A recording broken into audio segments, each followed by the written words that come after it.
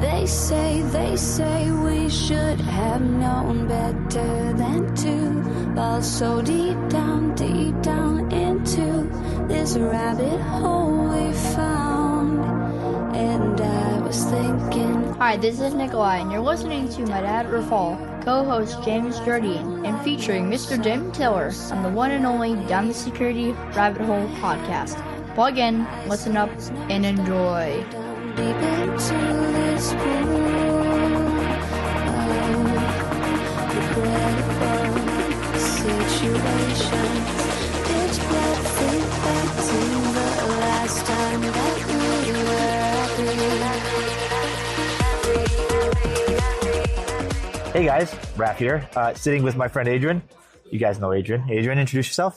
Hey, I'm Adrian Sanabria. I am the founder and principal researcher at the Defenders Initiative. I've had a lot of roles over the years, but I've been solo now for over 2 years. Just crossed the 2-year mark. Congratulations on not having anybody underwrite your paycheck. Good job. It's kind of nice. It's kind of nice. And, so we're sitting here recording a couple of these bits for you guys from Zero Trust World here in Orlando that Threat Locker's putting on. It's always interesting to literally find people in the hallway that you bump into, like this guy. And we got, I don't even remember how, but we got onto an AI conversation. I know, shocker. And I didn't get a chance to read your whole thing, but give us a synopsis, because you wrote something super interesting. We should start talking about it, and I said we should record this. So over to you, sir. Yeah, so the very spicy title, the title of the blog post is AI Can't Replace Jobs. And Steve Jobs? And the premise of this take is that we confuse tasks with jobs. Tasks are well defined, they're well understood. It's easy to use AI or even automate them without AI. Right. Like that's one of the things that kind of annoys me about this, AI is going to replace people thing, is it's been possible to replace people with automation for 40 years, for 50, back to the 80s. Yeah. And we don't always do it when it's possible. Why? Right? So now AI's here. Now we're saying it again. And sure, it can fill some of those gaps that we were not able to fill before. But it actually misses a lot of stuff too. I see a lot of people using AI to automate something that really could have been a 3-line shell script. It's more expensive though. Cheaper, quicker. Yeah. Like you literally. So I stopped the recording because I talk with my hands. So Rob did it too. Rob was doing this, and suddenly we had like 4 edits. All right, continue. One of those features that sounds amazing until you get like remember when Mac added those features where if you did a thumbs up or something like that. Oh, God. Zoom did that. Yeah. Oh, and suddenly balloons and everything. Balloons. Confetti. Yeah. But we digress. Yeah. So yeah, I think it's kind of a BS notion that AI can replace jobs because we don't understand jobs very well. Most people, even the people doing the jobs, it would be a struggle for them to tell you to account for exactly how they spend their 40-hour work week. Mm-hmm. Like it's totally normal for somebody to have like 2 hours of solid productivity in an 8-hour day. Yeah. Is a great day. Yeah. For a lot of people. There are people in roles that go weeks without anything that could really be mapped to productive output. That's fair. Yeah. And like if you've ever worked in consulting, all of a sudden you're tracking your hours very closely because they're tied to revenue, and bonus and all that. Right? Like you only have 24 hours or 40 hours on this job to do the job. Yeah. So all of a sudden you're looking at your productivity very closely. But when you're salary, we tend not to look at it that closely. Yeah, that's true. Well, if you are, there seems to be 2 camps forming right now in our industry. On one side, there's what I think we've affectionately called the AI bros, the folks that will tell you that tomorrow everybody will fire all the developers. We won't need consultants anymore. Everything will be done through AI. Humans obsolete. Don't need that. There's a white collar knowledge worker apocalypse coming. I need to be able to speak better. And then there's like the other side, which is that feels like frankly bullshit. Yeah. And your fancy auto predict engine does not scare me. And like everything, I feel like the truth is somewhere in the middle. But I like this thing you're talking about with automation and creating, you being able to dive into like super complex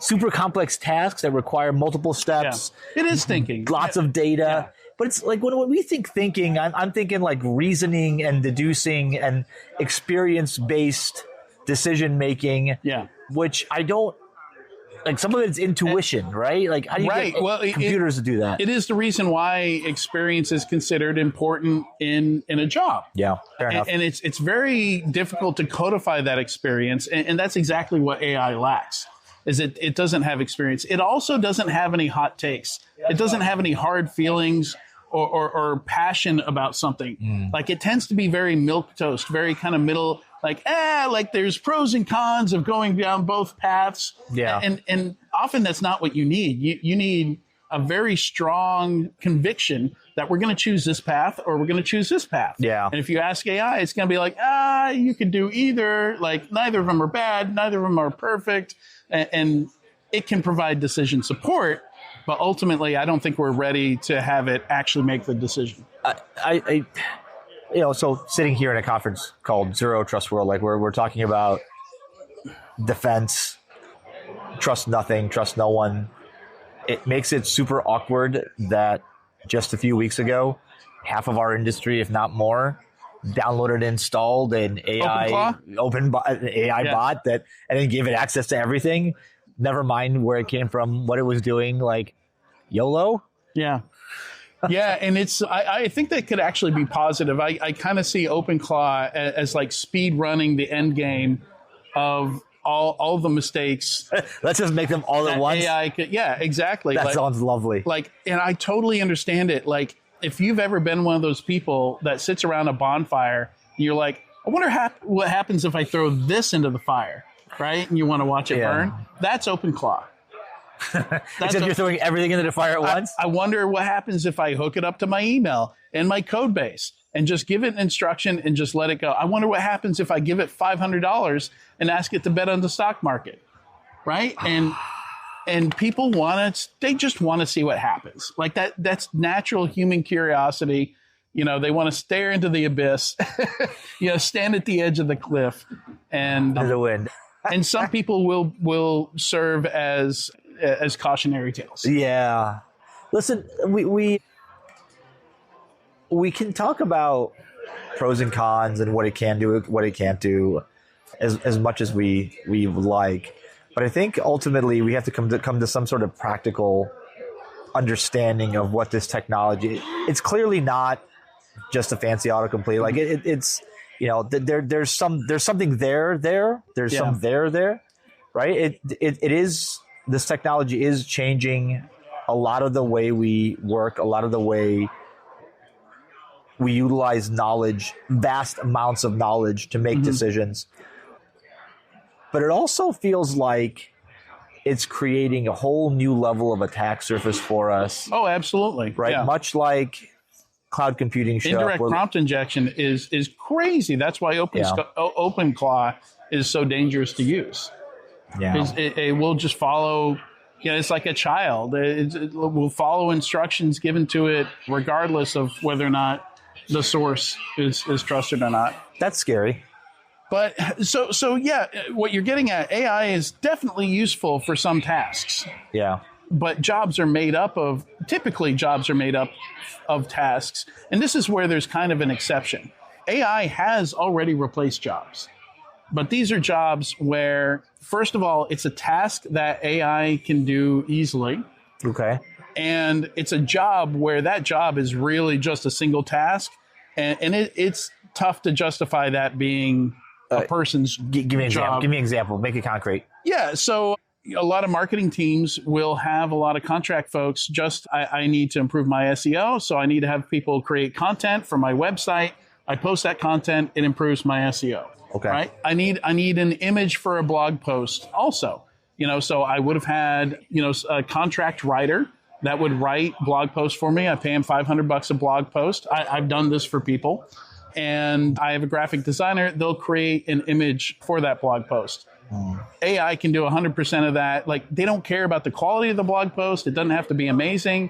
It just has to be, they want a steady flow of content, because one of the things that helps SEO, and SEO itself is kind of completely changing as people replace their search engines with AI. So now we'll dive into that AI later. chatbots are kind of the new search engines here. And of course, the algorithms to get your stuff to come out of an AI chatbot, completely different from the algorithms you would use to get a high page rank on Google.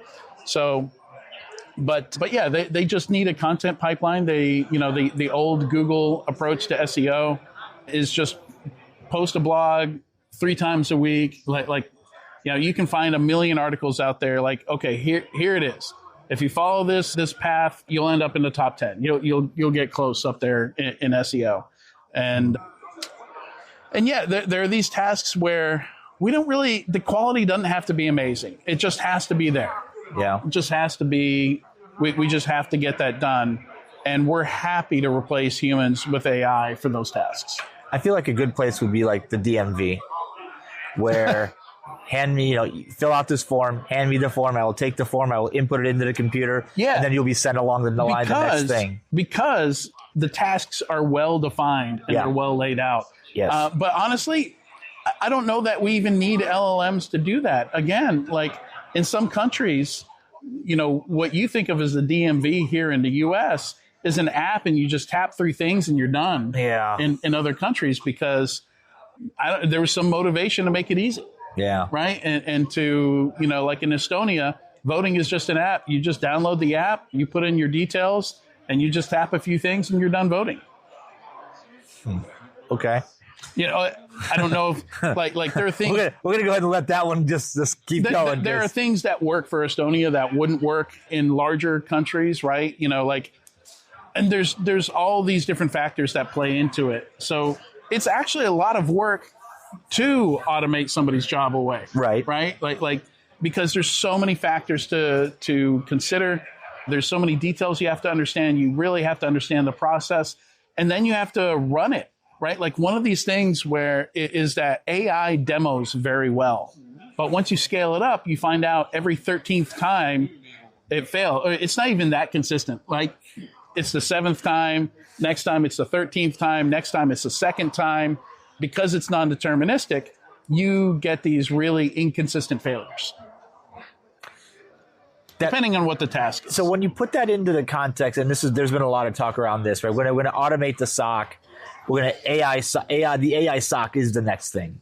We don't need SOC analysts. We're just going to use AI agents talking to agents, analyzing data, getting more data, querying, making decisions, and taking action. How does that square with what you're saying about tasks? Because it's not just a task. There's a lot of actual gray matter thinking involved in that. Yeah.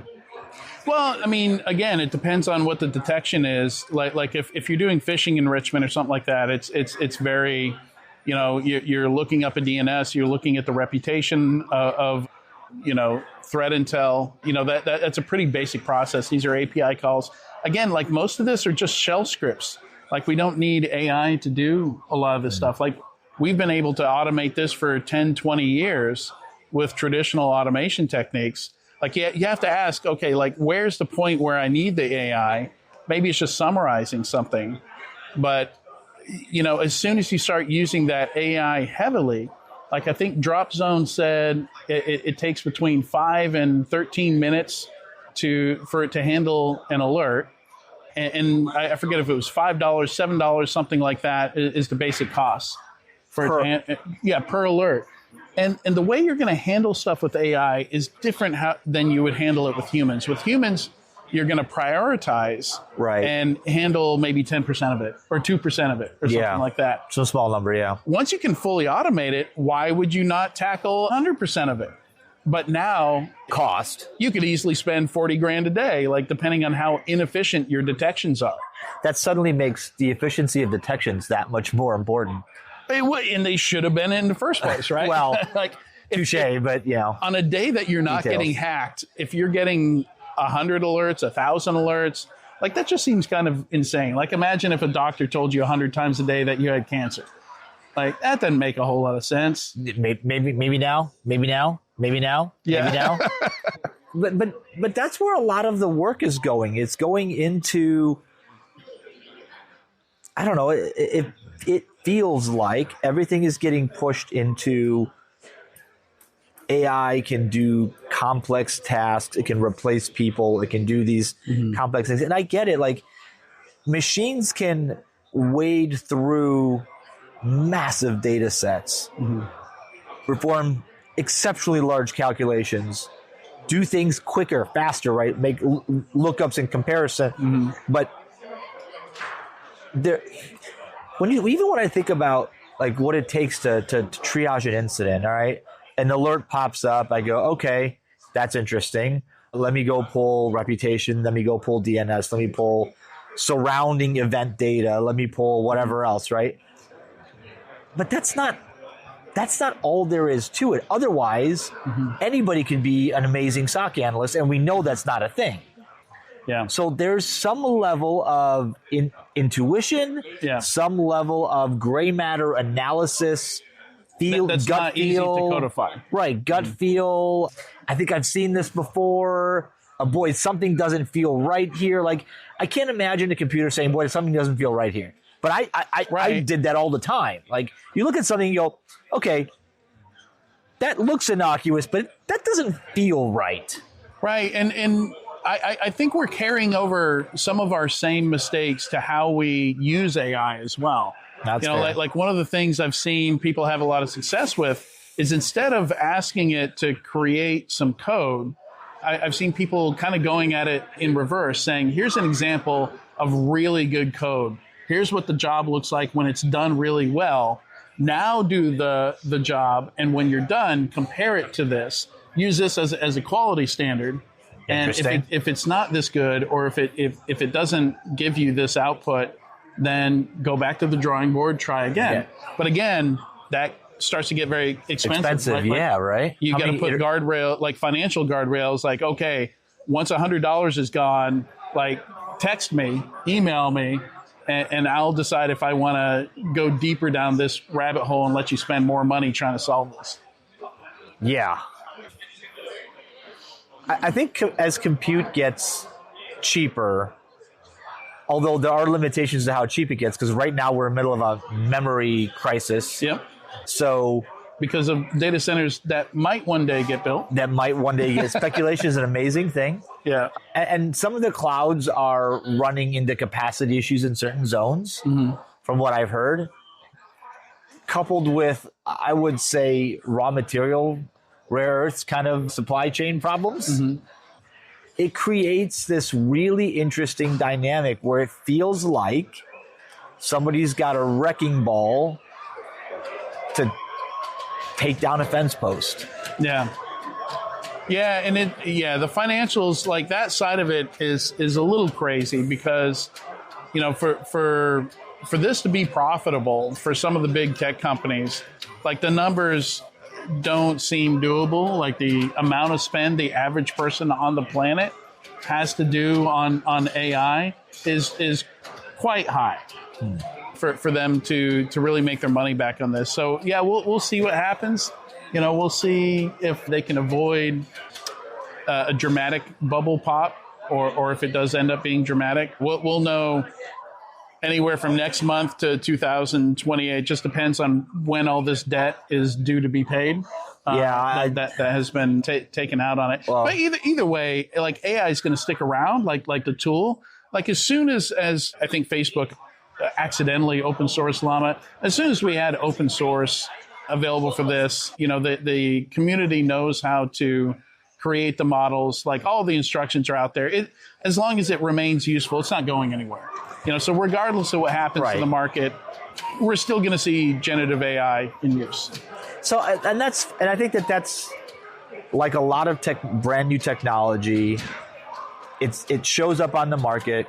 Somebody says, wow, look what you can do with this. And we throw it into everything, and then realize some of this is just a bad use case, too expensive, kind of have to, right? too inaccurate. Like like failure is necessary. Like experimentation is necessary. So I'm fine with that to an extent. Like, and we do need people, I think, on the security side, that kind of FAFO, like with OpenClaw and stuff like that, to feel around the edges, to be able to say, yeah, I tried this out. It's not quite as dangerous as people are making it out to be. Here's the things you need to watch out for. Or maybe it's even more dangerous than people made it out to be. Yeah. But we do need people who are experienced jumping in there, who know how to safely try stuff out. I gave a whole talk in this called Cyber Scouts.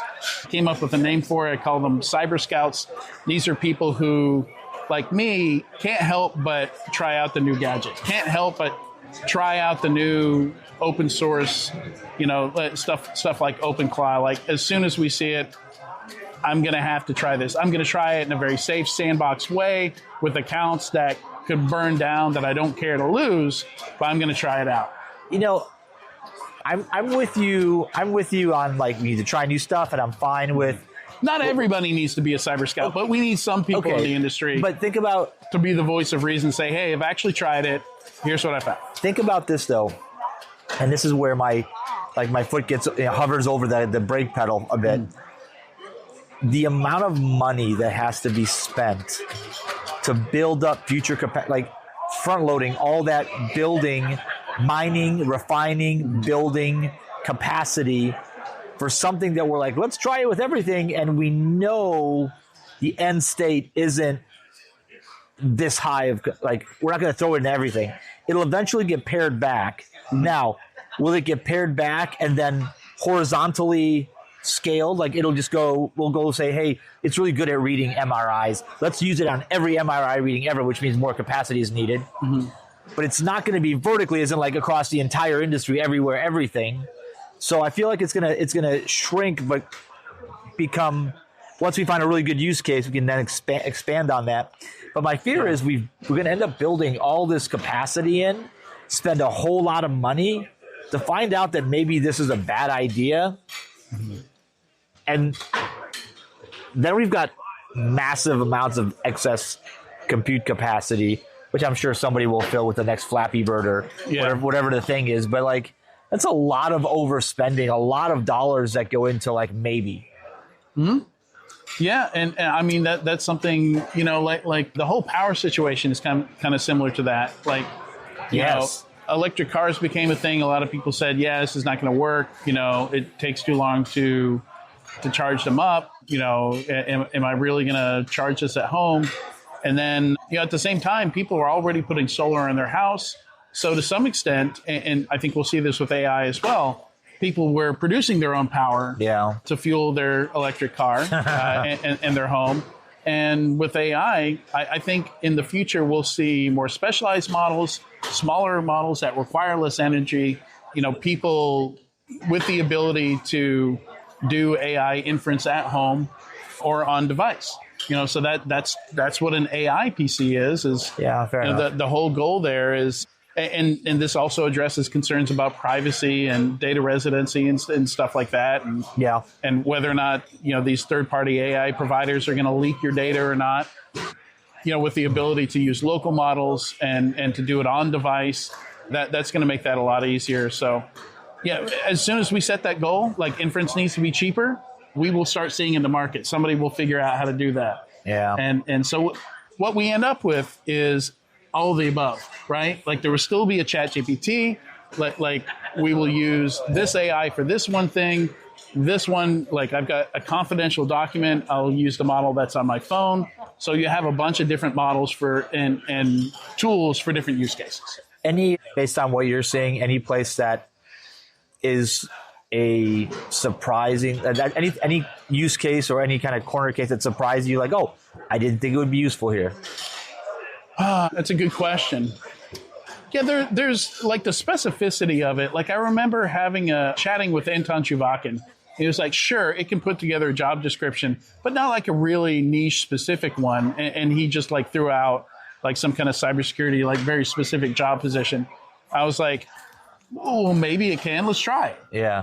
And you throw it in there and you're like, well, I'll be damned. It did a pretty good job with that. So like a lot of it has been surprising.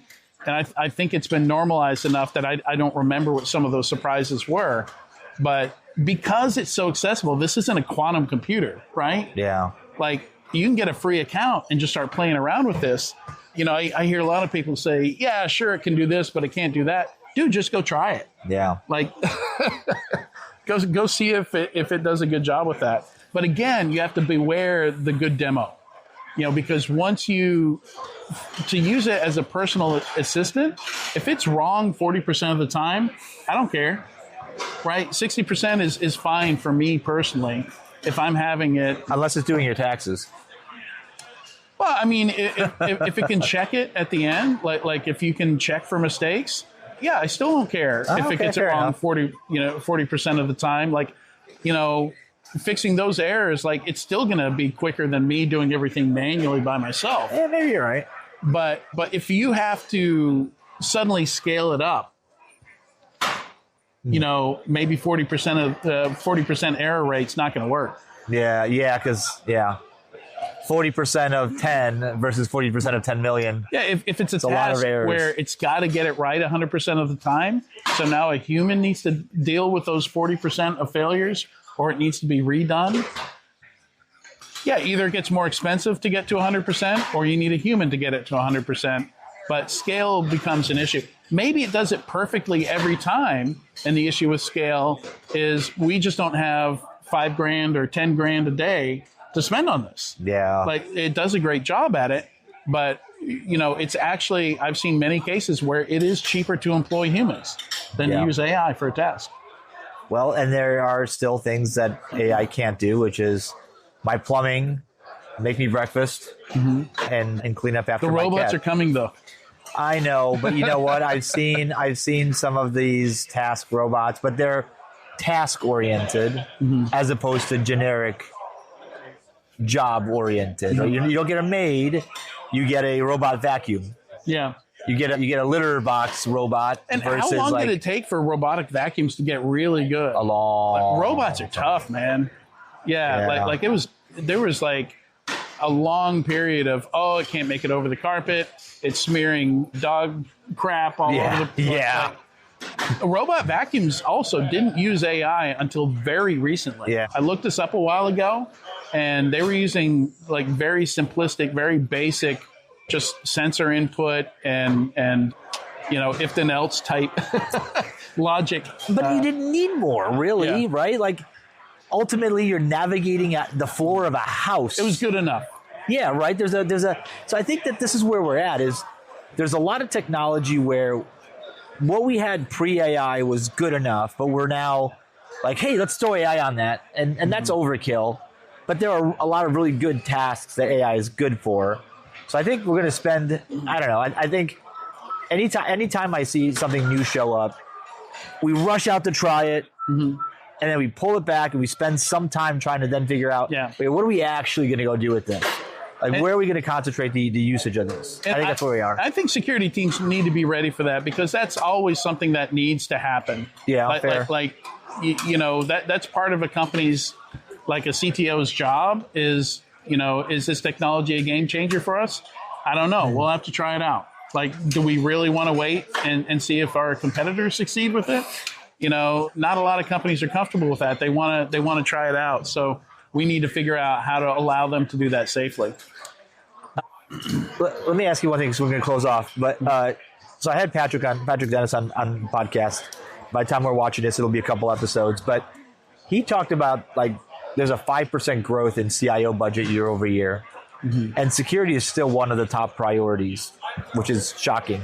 It's either the top priority or one of the top priorities. Yeah. I bet regulation has a lot to do with that. Probably, but AI is in there. Yeah.